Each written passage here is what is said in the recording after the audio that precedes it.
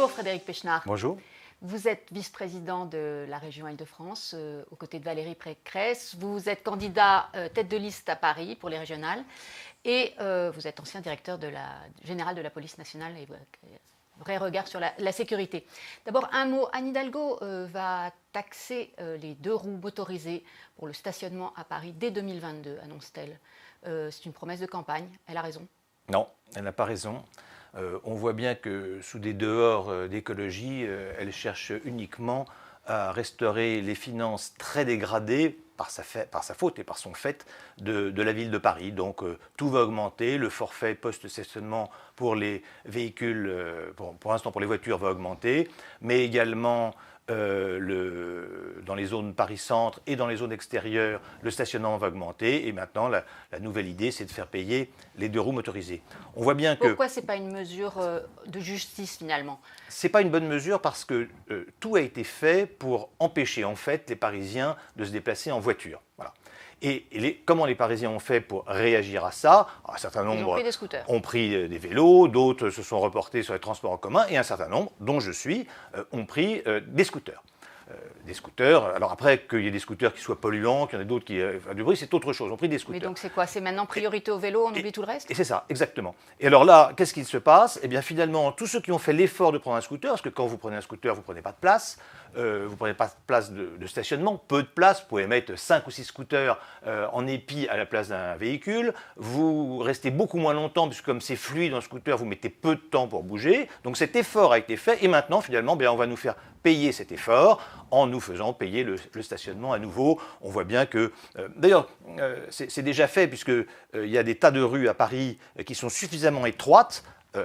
Quand Mme Hidalgo a installé les nouvelles pistes de vélo, elle les a fait suffisamment larges exprès pour que les scooters ne puissent pas passer sur les côtés. Voilà, donc il y a une volonté, après avoir puni les automobilistes, et bien maintenant elle punit les 2 roues motorisées.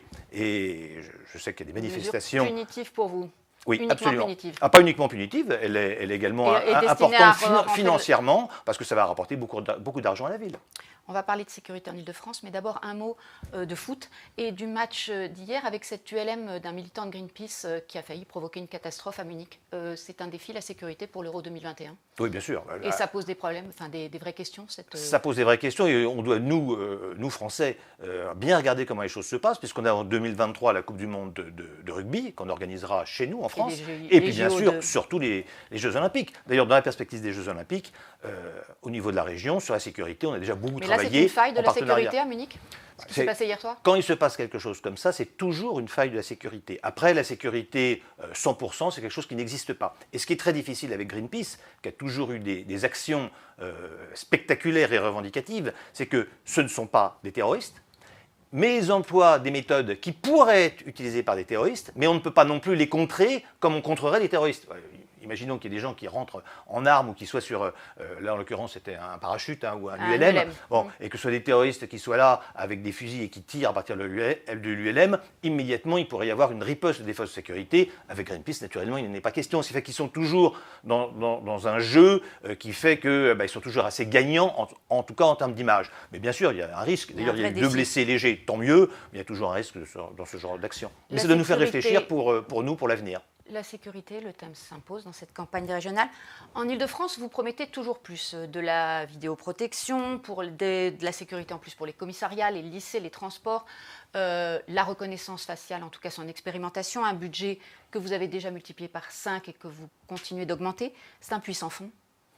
La sécurité, c'est une nécessité. La sécurité, c'est la première des libertés. Il y a 6 ans, quand Valérie Pécresse a été élue, rappelons que les régions n'ont pas de compétences de sécurité. D'ailleurs, il n'y a que 3 régions sur les 13 régions métropolitaines où il y a un vice-président de la sécurité. Ça ne va pas vous étonner, c'est des régions qui sont tenues par la droite, la région Île-de-France, PACA et Rhône-Alpes. Bon. Et pourquoi est-ce que Valérie Pécresse a voulu avoir un vice-président de la sécurité? Parce qu'elle a estimé qu'on ne pouvait pas sérieusement s'occuper des lycées franciliens, 670 lycées franciliens avec les difficultés qu'on connaît, et des transports en commun en Île-de-France, avec les difficultés également qu'on connaît, sans se préoccuper de sécurité. Donc on a augmenté le budget, ce qui n'était pas le budget initial, était extrêmement faible, donc il a été augmenté progressivement. C'est un budget qui est important, mais c'est évidemment pas un budget prioritaire. pas un budget qui... Oui, plus les à peu près 150 millions qui sont mis dans les transports en commun, qui ne sont pas comptés sur mon budget. Tout ce qui est sécurité dans les transports en commun, c'est pas compté sur mon budget. Mais ce bouclier de sécurité, comme vous l'appelez, il a fait ses preuves finalement depuis 2015, oui. et finalement toujours plus de violence contre les forces de l'ordre notamment. Ben ça, c'est autre chose. Rappelons quand même une chose d'évidence, c'est que le régalien, c'est de la responsabilité de l'État. Oui, mais justement, vous jouez un peu sur les deux tableaux. Pas du tout. Je vais vous expliquer. La police, la gendarmerie, la justice, tout ça, c'est de la responsabilité de l'État ainsi que la sécurité. Bien. Quelle a été notre démarche? Notre démarche, c'est de dire, nous, on n'est pas des policiers, on n'a pas de compétences de police. Par contre, ce qu'on peut faire, modestement, mais très sérieusement, c'est aider ceux qui ont une compétence de police. Ça veut dire que nous avons fait plusieurs choses. Alors, le bouclier de sécurité, c'était aider essentiellement les maires. Vous savez, il y a les maires qui ont une compétence de police, le maire est officier de police judiciaire, le maire peut créer une police municipale, et puis bien sûr, il y a l'État. Donc, ce bouclier de sécurité, il a d'abord été créé pour aider les maires. Nous avons aidé pratiquement 350 communes, soit en vidéoprotection, soit en équipement des polices municipales. Voilà, à partir du moment où un maire veut s'impliquer dans la sécurité, eh bien, la région est à ses côtés pour l'aider. Ça, c'est la première chose. La deuxième chose, c'est l'État. On a aidé l'État, notamment en termes bâtimentaires.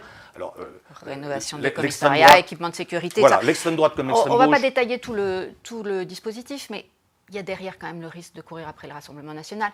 Jordan Bardella, candidat en Ile-de-France, dit « le choix de la sécurité, c'est moi, votez pour moi ». Alors, excusez-moi, mais c'est exactement le contraire. En l'occurrence, c'est vraiment le Rassemblement national qui court après nous, puisque nous avons, depuis 6 ans, on ne fait pas de promesses de campagne, on va continuer à faire ce qu'on a déjà fait depuis 6 ans. On va augmenter un certain nombre de choses, on va créer d'autres choses qui nous paraissent importantes, par exemple une agence régionale pour que les gens fassent les travaux d'intérêt général et les fassent réellement. Alors justement, Valérie Pécresse parle de coproduction maintenant avec la justice. C'est ce qu'elle a dit ce matin sur RTL. Laissez-moi revenir là-dessus parce que c'est important.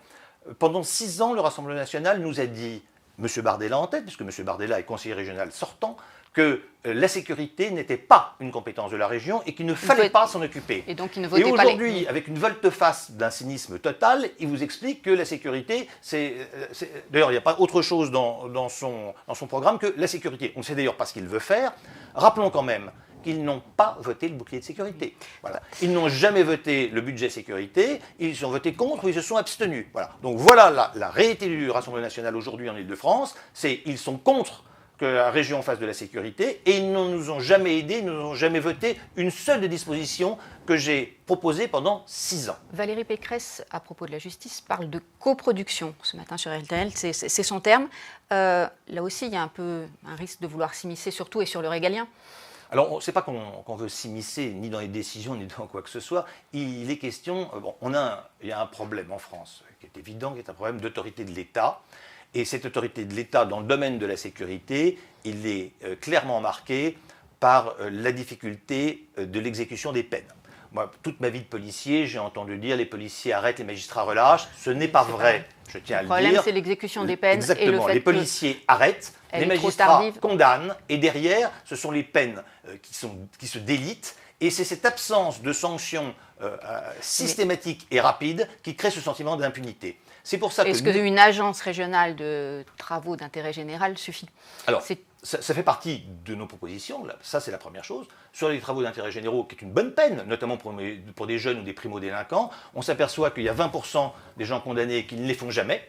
Et dans ceux qui les font, la moyenne, c'est un rapport que vous pouvez trouver d'ailleurs sur Internet, c'est un rapport qui a été remis au Premier ministre, c'est 439 jours après la condamnation, ce qui évidemment, notamment pour un primo-délinquant mineur, n'a absolument aucun sens. Donc ce qu'on veut faire nous, c'est permettre l'accélération de ces travaux d'intérêt généraux et sa certitude. Et puis par ailleurs, on n'a pas assez de places de prison en France. En France, vous avez 60 000 places de prison. Par exemple, aux États-Unis, en Angleterre, vous en avez 96 000, en Espagne, 77 000. Donc une maison d'arrêt supplémentaire en Ile-de-France. Alors nous voulons créer une maison d'arrêt supplémentaire, et puis nous avons déjà aidé, nous avons déjà un partenariat, nous avons déjà une convention avec le ministère de la Justice pour aider à rénover ou à construire d'autres places de prison. Que doit faire Valérie Pécresse dimanche soir? Elle est donnée à environ 34%. Vous excluez absolument avoir besoin des voix de Laurent Saint-Martin et d'En Marche? De toute manière, Valérie Pécresse a été extrêmement claire depuis le début, depuis le premier jour. Elle n'a pas varié. Elle a fait une liste très ouverte, de la droite au centre, avec des gens de l'UDI, des gens de la société civile, les élus du MoDem qui n'ont pas suivi le MoDem. Cette liste, du premier tour sera la liste du deuxième tour et les élus seront sur cette liste. On ne change rien, quels que soient les résultats du premier tour. Quels que soient les résultats, il n'y aura aucun accord avec personne. La France est de plus en plus à droite, mais LR ne semble pas en tirer bénéfice. Comment vous expliquez ce décalage? Je pense que pour l'instant, on a une vraie difficulté qui est d'incarner l'opposition à Emmanuel Macron, et notamment parce que nous n'avons pas aujourd'hui un leader naturel. On a probablement le premier parti de France, on est majoritaire en ville, en département, en région. On verra si après les élections ça reste, mais je crois que oui. Nous sommes majoritaires au Sénat, nous sommes le premier groupe d'opposition à l'Assemblée nationale. Ce leader naturel, c'est Valérie Pécresse, c'est Xavier Bertrand, c'est Édouard Philippe. Ça pourrait être, en tout cas, l'un des deux premiers que vous avez cités. Bon, il y a un processus de sélection qui va être fait. Nous aurons un candidat de la droite républicaine aux élections de 2022. Laissons du temps au temps. Quel rôle doit jouer l'ancien Premier ministre dans l'année qui vient? Emmanuel Macron, hier, en lui remettant les insignes de grand officier de la Légion d'honneur, a dit « Vous avez un rôle à jouer, quelque chose à apporter à la République encore ». Écoutez, je ne sais pas. Je ne sais pas quel est son rôle à jouer. En tout cas, il ne le jouera pas au sein du Parti Les Républicains. Merci Frédéric Pechnard. Merci.